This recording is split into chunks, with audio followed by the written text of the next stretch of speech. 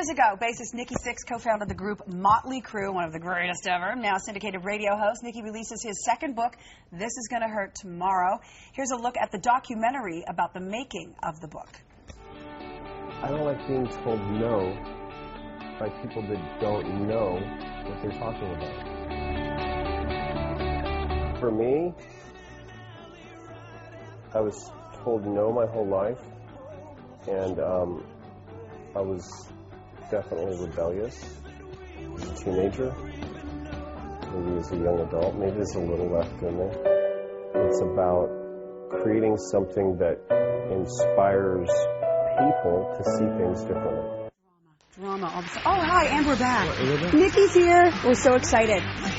Are we going on? Are we ready? We are on. Let's go. These guys are touring again this summer, so I'm very excited. You're coming, right? Yeah, my husband and I are going to one of the shows for sure. Hey, guys. Hey, what's going on? Hi, how are you? It's so nice I'm to good. meet you. Nice to meet you.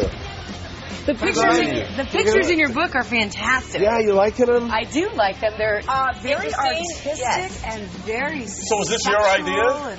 Yeah, kind of came out of this crazy thing underneath his hair. But different. I mean, because you see all different shapes, sizes, you know, I mean, I love that. Yeah, I mean, the idea is to expose people to the concept that beauty is not just one-dimensional.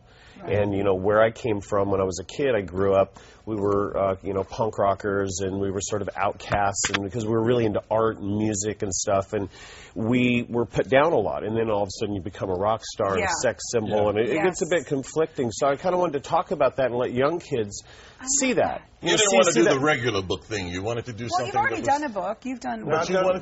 We did The Dirt, which was the greatest book of all time. I always tell you this. But whenever this it's going to get made offers a into different look. movie. When is it going to be in the movie? Yes. Well, we're working on that. And then the Who will Heroin play Diaries. I like the idea of unknown actors. Because I do too. You like that too? I don't like the idea of known actors. No. Because then you start going, well, you put them outside of, you go, oh, that's so Not exactly. if they're good. Well, no, if they're that's good. not true. That's like, because not if they're good. Val Kilmer did a killer job on the Doors movie. Because you also want really good actors, and not that young, unknown. No, but they were saying there's young, edgy actors. They were and saying I think Lindsay someone's going to Lohan take a chance. for Sharon Tate, and I'm like, that's the worst idea I've ever heard. Yeah. But now, do you find that people want to categorize you, put you in a box because it makes you're a rock star, but really you're not. Just I love a rock that. Star. You do? Oh yeah, I want them? people to try to control me, to try to tell me no, because You're a contrarian. I want to push the envelope, and I want to make people look at things differently, constantly look at things. So just when people think they know who you are and what you're about, switch it.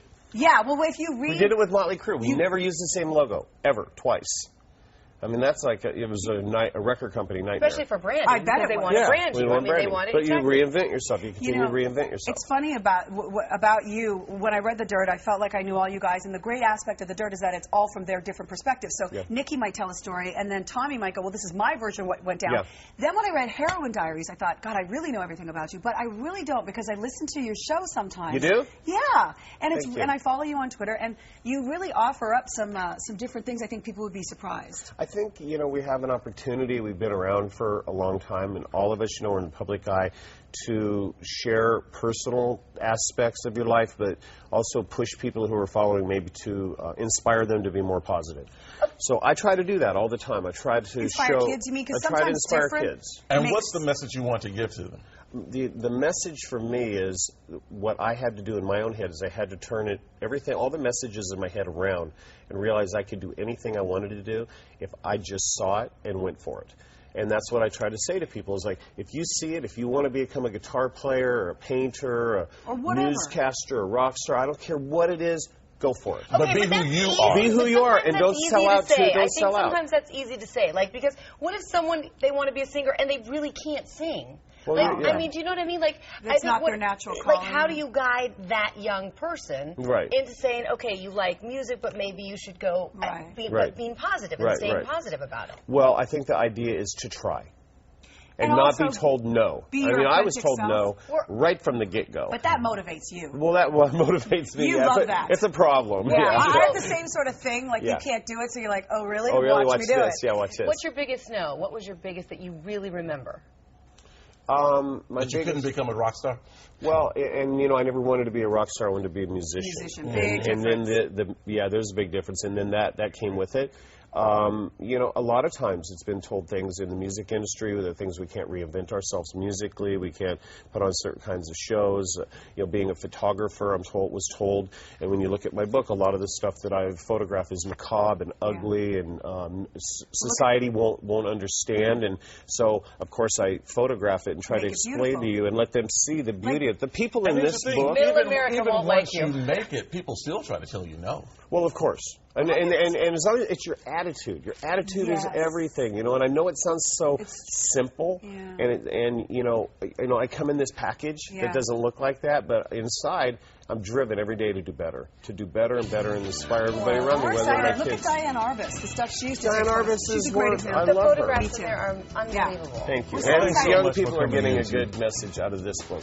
And telling kids just that you can do it. And I think if you're authentically yourself, something is going to find you. Forget trying to fit yourself into a box somewhere. It's a message we hear all the time. It's good to hear it coming from different sources. Yeah, thank you. You know, every time I come down here, I just want to stay. Can I just sure, I have a week. Tony is not feeling good today. You need a vacation? Yeah. He's feeling good. I'll send you to Cabo, and I'll stay in, but then to figure out you're on. I would take Cabo. Especially if you're paying.